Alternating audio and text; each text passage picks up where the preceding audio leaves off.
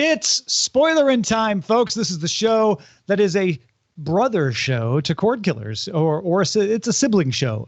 Basically, on Cordkillers, we talk about how to watch things. Here on Spoilerin time, we take what we've learned there and watch things. This week, we're going to talk about the Larry Sanders Show, episodes 3 and 4 of season 4, What We Do in the Shadows, season 2, episode 6, and Rick and Morty, episode 8 of season 4. I'm Tom Merritt. You don't argue with me about this. You're Brian Brushwood, right? I mean, yes, 100%. Like, if Cordkillers is the show about how to cook a bunch of meals, this is the show where we're like, I don't know. I like that one, I guess.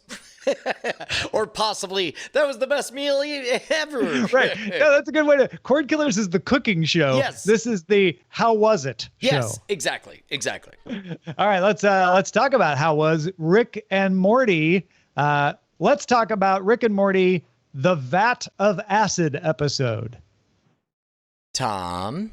Yes, Brian. There's a little bit of a game of chicken going on between Brian and I right now. What do you think I'm going to say about this episode?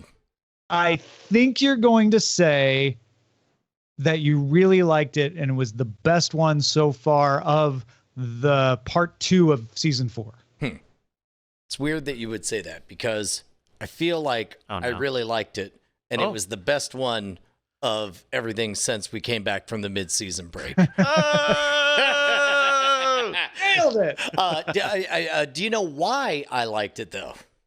I don't. I know why I liked it, which may or may not be why you liked it. Where I found myself liking it, I went from here we go again when they were being meta about, arguing about story arcs in the early part to the montage. When we got to the montage, and the montage kept surprising me. I kept thinking, well, obviously this is what they'll do next with this. And then they didn't. And then the story kept going. And I'm like, okay, so the funny way to wrap it up will be this. And then they avoided that. And they just kept the joke going without talking, and ran through this beautiful story. And then didn't resolve that the way I thought they did, thought that they would, and then kept pulling a few of those hijinks. And once they got back to talking and we were back in the quote unquote real world and they pulled the rug out, it wasn't quite as compelling. But man, that montage segment was glorious. Best thing I've seen on Rick and Morty in a while. I was super, super worried when I think pretty early on they started doing that inside the room writers table talk or whatever. And I'm like, guys, third time in a row, what are you doing? I pitched you this and you blah, blah, blah. And it's like, I only have so much stomach for that. But you're 100% right. They finally decided on a MacGuffin. He abused the MacGuffin. He played with the MacGuffin. A genuine story that was genuinely interesting happened with the MacGuffin. There was genuine loss to undo everything in that delightful little vignette. It's the best one since maybe the first of this season. Yeah, since Rick Die Rick Pete. Yeah. Mm-hmm. I don't know if this makes any difference, but I'm noticing that Jeff Loveness, who has written Never Ricking Morty and Pro Mortius, wrote this with Albro Lundy getting a credit.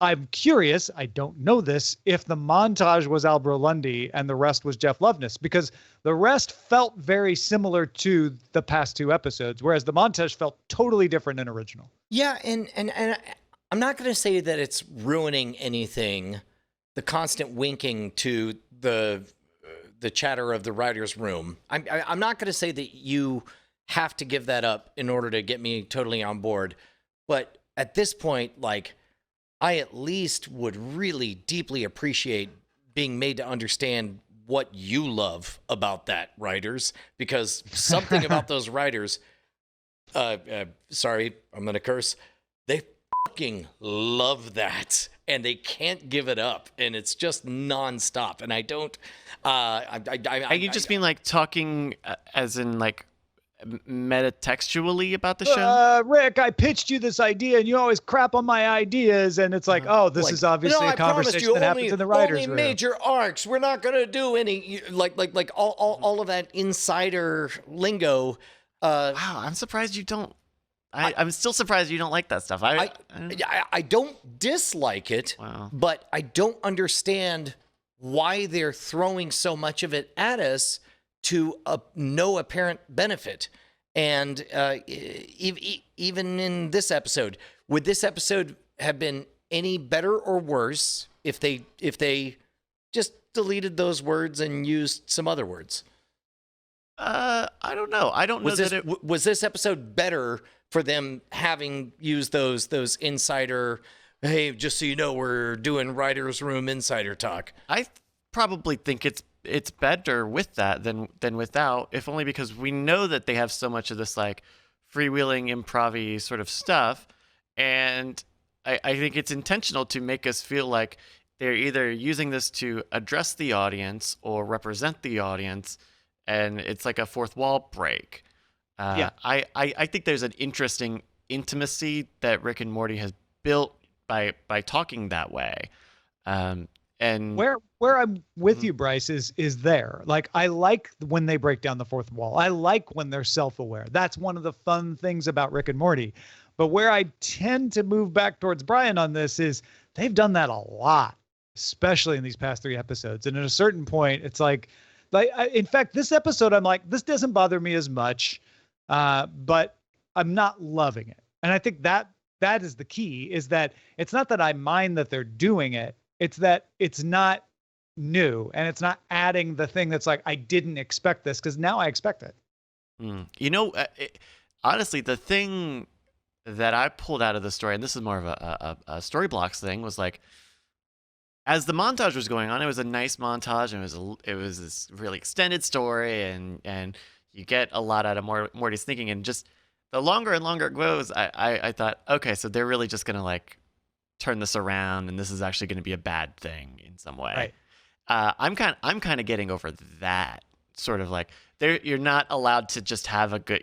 You're not allowed to have anything good, even when it's nice and extended. You know what? I think I'm bored with you on that. Like, one of the boldest things I saw in science fiction, full stop, was second, third season of Battlestar Galactica, where they were lucky enough to encounter another fully armed Battlestar, an even better one than Galactica, called the Pegasus. And immediately my storytelling brain was like, well, there's no way they allow us to keep this awesome thing. And then they go and you see the bridge, and the bridge is freaking awesome and everything's great or whatever. And then, to my utter shock, surprise, and delight, they end it with this like, yeah, so we have 2 Battlestars now. Pretty cool, huh? And I was like, holy cow, you're going to let us have this nice thing. This is amazing. And I wouldn't mind watching a Rick is winning a lot. Courageous move in Rick and Morty. Yeah, Rick is winning a lot. And I feel like they might be teasing us to that, because this was an episode where Morty finally put a line in the sand. And this is an episode where it turned out to be a feint, but Rick admitted that Morty was right. And I think they're teasing us with like, you can't have that easily. We're not just going to throw this down and give it to you. We're going to feint until you don't believe it'll happen. And then once you've given up believing it'll happen, then we'll be able to make it happen in a way that will surprise and delight you, the way the Pegasus did Brian. That's where my head is at on this, because I really didn't expect the Morty lifetime with his soulmate to not end in some kind of like aha trick, which it did, but not until Morty had been reset accidentally, right? Like his story with her, even when she showed up and when the multitudes came and she was like, look, like that story still could have ended well. And that was a nice surprise for me, that it wasn't that contained in his love story was a problem, right? There wasn't one. I did find it interesting that they didn't give us a particularly good reason why at no point during what clearly was the happiest run of Morty's life, he never once pressed the save button. Given that that's quite literally what he asked for. Oh, yeah. He never found any other reason to do it, right? Especially when things are going well.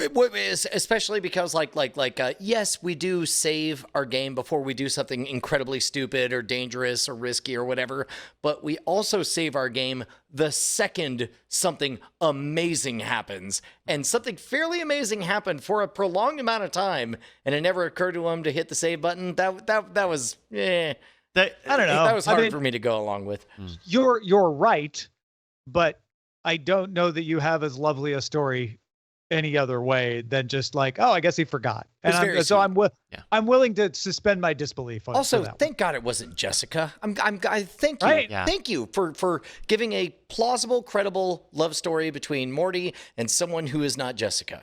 Yeah. The macing, him saving during getting maced was very funny though. That was a good comment. Because I've been there. I've definitely been there. I mean, quick save mid-jump. We live on the air had me accidentally save surrounded by too many foes to defeat. And then the next 4 hours was that. Good. All right. Anything else on Rick and Morty 408? Beatmaster brings up the Pickle Rick comments. How much do you love referencing previous Rick and Morty stuff? I mean, it could be done too much. This wasn't done too much for me, so it was fine. Yeah. Right. Yeah. I mean, I do. Actually, what's funny is I didn't care for it when it was about the Pickle Rick. I know that multiple times they've bagged on the dragon episode. Like someone in that writer's room hates dragons and fantasy, and they keep wedging that stuff in. And I don't think you're going to see any less of that. I think I agree. I mean, it's the Dan Harmonness of this, right? I'm not asking the show to be anything other than what it already is. Yeah. But you know, sometimes you see the strings that are making the ball float. All right, that's Rick and Morty, the Vat of Acid episode. Let's talk about what we do in the shadows on the run with guest star Mark Hamill.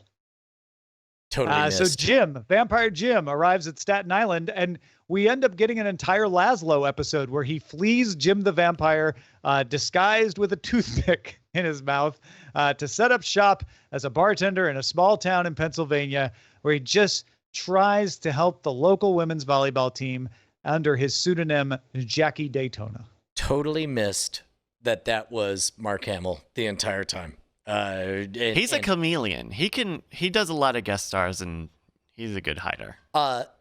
Okay, so absent all of the Mark Hamill compliments that I should now laud upon it, it's great. It's great. I liked seeing just a solo episode. I liked that he was running when he didn't need to run. I liked that he chose such a petty, small, and insane life. I like that his disguise was so dumb and obvious and should have fooled nobody. I liked that he went to Pennsylvania because it sounds like Transylvania. I loved everything about this episode. It was a great episode. The toothpick is insanely genius, because I can believe that they just thought that would be funny. Like that they thought, you know what would be funny is if he thinks a toothpick will be a disguise, because a vampire would never have a toothpick in his mouth, and then it works. Like, that's funny. It's also funny if they're like, you know what? We don't have money for a disguise. What's the cheapest disguise we could come up with? And it was a race to the bottom of ideas of what would be the silliest simple disguise. If either one of those is true, I'm happy with it. And Jackie Daytona turns out to be one of the greatest people, I guess, vampires, but they don't know that a community could ever want, just trying to help the local team.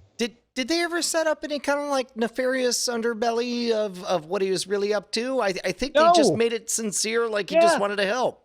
He wasn't trying to eat the volleyball team. He wasn't secretly like luring patrons into the back. He did eat some people. In love with the team. He did make a point of saying, well, I did eat some people. He eats some people, but it's not like that's not part of the plan, right? Mm-hmm. That's not why he's helping the volleyball team. You know, the joke, I feel like there was a missed joke only because I assumed that the way that they would end this was, oh, you found me, I will pay my debt. Because he says, right, it was like from staying in a hotel, like 1 month's rent or something. Yeah, it was something like so over trivial. 100 years ago. Yeah. I was expecting to be like, all right, pay me your rent of $20. I was so ready plus for interest. Plus interest. But I was really waiting for that to be the small, a small, and it wasn't that at all. And I don't know. I think it's cool that they didn't go there.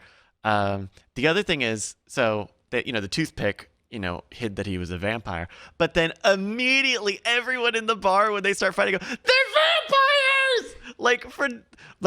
they're fighting, but they're just got two guys hissing at each other. You don't know that they're vampires. No, it was So great. good. Man, this is the problem with perfect stuff. Is it's hard to pick anything on it. It was great. I was bummed there was no B plot. I actually was bummed that Nope. there was no B plot. I think I love that there was no B plot. I it was a full on solo adventure featuring only Jackie Daytona, and that's something I don't think we've seen ever before in this series. Yeah, if I had to pick on one thing, it would be similar to Bryce, where the Billy Bass being the payment just was. I mean, so many things like the toothpick are also silly, but that silliness didn't ring as funny to me as some of the other silliness. But even that, I mean, I'm just scraping to find something at that point because it was just such a gem of an episode. Also, 2 mid-credits extra scenes, I believe. They've been putting extra credit scenes in there. There was one where there's him as Jackie Daytona in the bar saying the film crew I have to say that Jackie Daytona is separate from this band that they found and they want to sue, or like weird little things that felt unnecessary. Well, that's why they throw them away in the credits. Maybe they were just like, "Oh, this is funny stuff. We'll throw it in here." Because one of them was Jim the Vampire being told by the coach that the Billy Bass was easily Worthless. replaced after he breaks it, right? Yeah, that's right. How patient are we with the obvious setup of the ghost of Jeff versus the doll filled with what's her name? I mean, like, are we eager to see that payoff, or are we annoyed that they clearly set it up in the second episode and haven't done anything with it?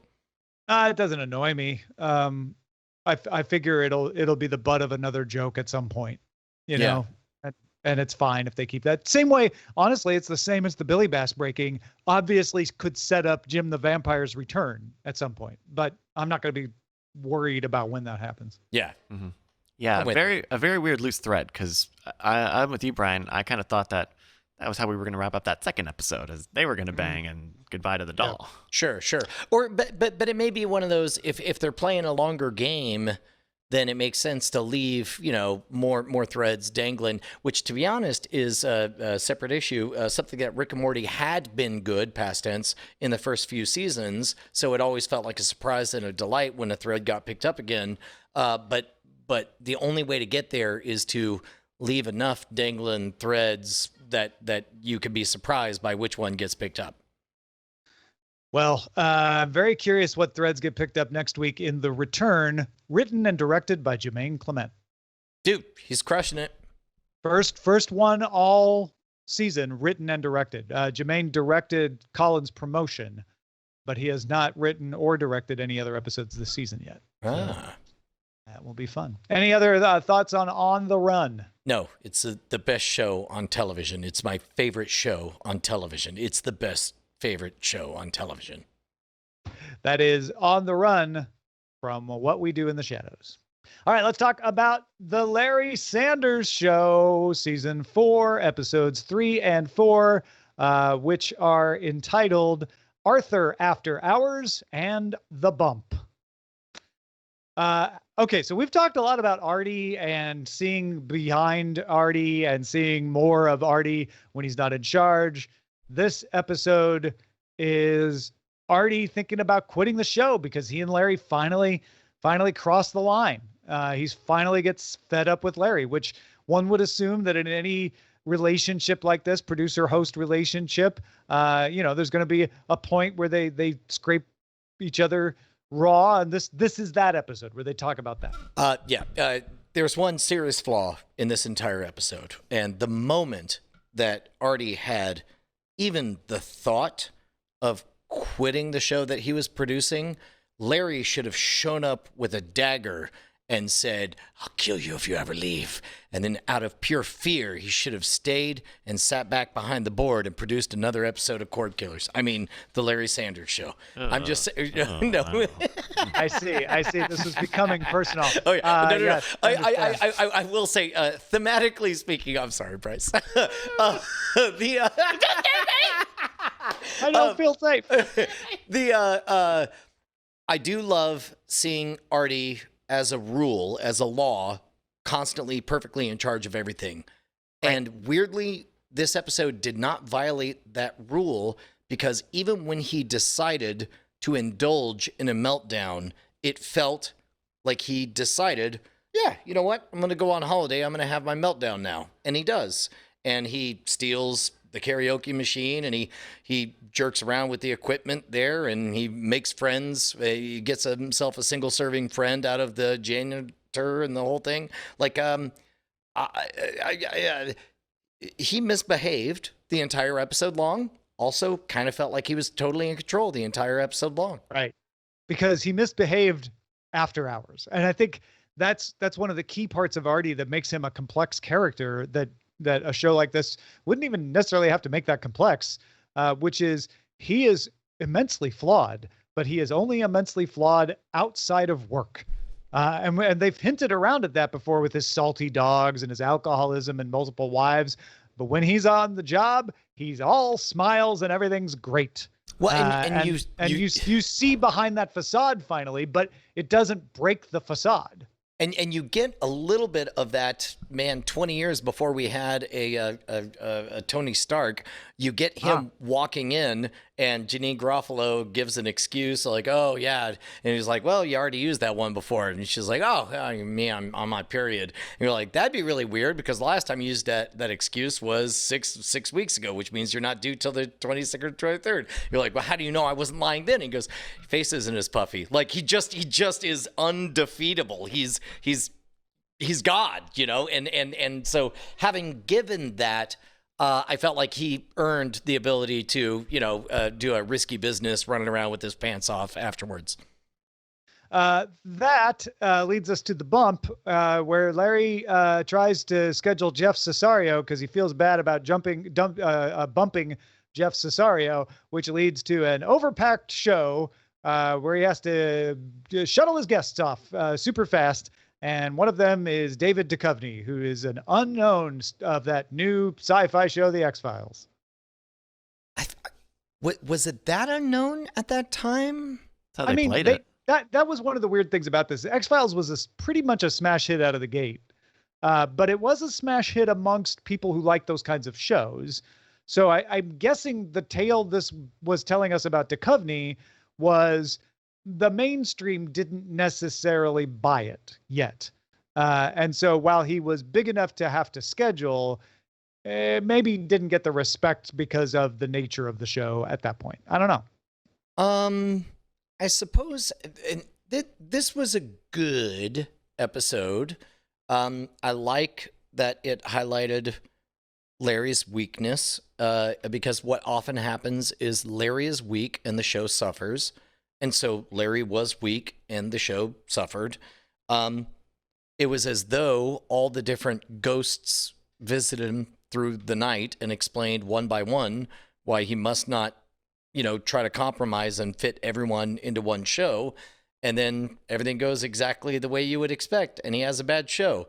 So on the one hand, I like the territory that they explored. I don't know what we or he or anyone learned out of it outside of... I don't think it's that kind of episode. And I think we get fooled by Larry Sanders' show, unlike other shows like it at the time, being complex, like with Arthur After Hours. Occasionally they're not, which is the norm back then. So nobody's going to slam Larry Sanders' show in 1995 for having a one-off episode that's just played for laughs and doesn't advance the characters, because that's not what it's expected to do. It's sort of, our expectations are more sophisticated in 2020 than they would have been back then, where we would have just been happy for an occasional episode that gave us some complexity, I think.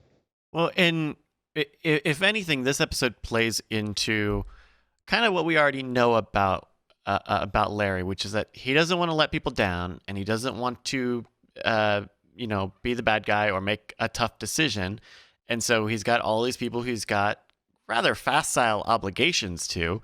And rather than try to make anyone upset, he ends up making everyone upset because he can't say sorry, but we have to bump X, Y, or Z thing.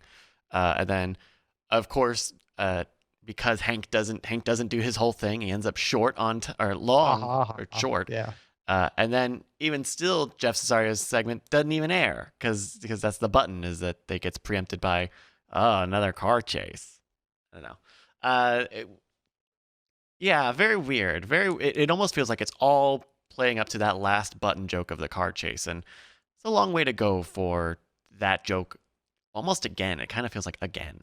It certainly felt like it was playing up to Hank suddenly deciding he can't talk, and that being the joke. Ha ha ha! Now you're left. You saved all this time, and what for?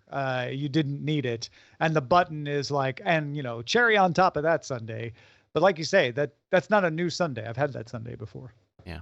Yeah, I don't know. Maybe this one deserves a second watch, because I feel like we're all dancing around something that they were going for that maybe we missed or whatever. Yeah, but I can't point to it. It wasn't. It certainly wasn't bad. I mean, no, it wasn't bad. And that's my theory, is that it's only our modern expectation that makes us look for something else, where this is like still baseline top quality for the era. And we're just used to seeing the Larry Sanders Show go above and beyond that. I don't know. I would like to say that Rob Lowe is spookily the same. Yeah, I did want to point out the fact that it's great. He looks that the same, time machine, but he looks the same, but he's definitely a baby. Yeah, right. It's so weird. There's something slightly younger about him, is how I would put it. Yeah. But no, as I kept waiting for him to say literally something. In fact, didn't he? Did he even say? I think he might have said literally. No. Just not. But well, there you go. That's anything else on Arthur After Hours or The Bump? No. Good couple of episodes though. That's a look at episodes 3 and 4, season 4 of the Larry Sanders Show. Thank you all for hanging out with us.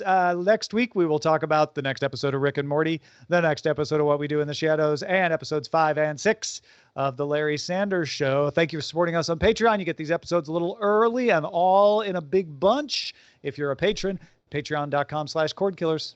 We'll spoil you again next time. Yeah.